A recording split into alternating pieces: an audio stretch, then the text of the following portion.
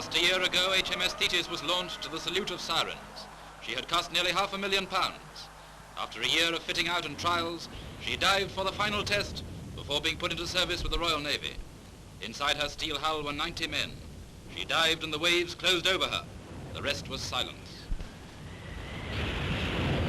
From the 4 points of the compass, 20 warships tore to the spot where the Thetis had last been seen.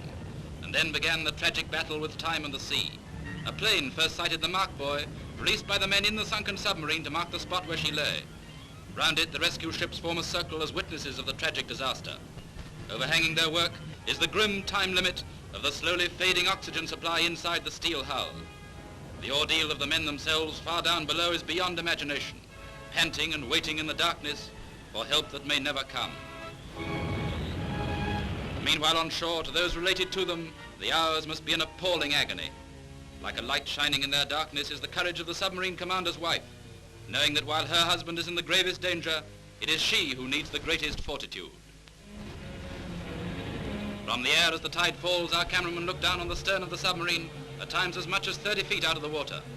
Here surely is the most tragic irony of this disaster, to be able to see the submarine, and yet to find that the obstacles of rescue are insurmountable. The Thetis stern is on the right of this picture as the plane zooms down towards the waves.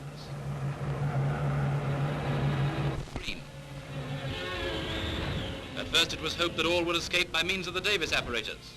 This demonstration shows how the mask fits over the nose and mouth, and a cylinder and float supply air to the man while he shoots to the surface in a bubble of air. In this way, 4 men escaped from the Thetis, but after that something went wrong. There were no more. One of the survivors, Frank Shaw, is brought back to Birkenhead, and in his pale, haggard face is written something of the gigantic tragedy of the Thetis crew.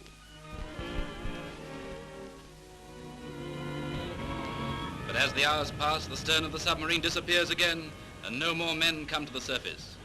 The chance that any can still survive in the oxygen-starved submarine are dwindling fast. The world can but hope and pray until the end.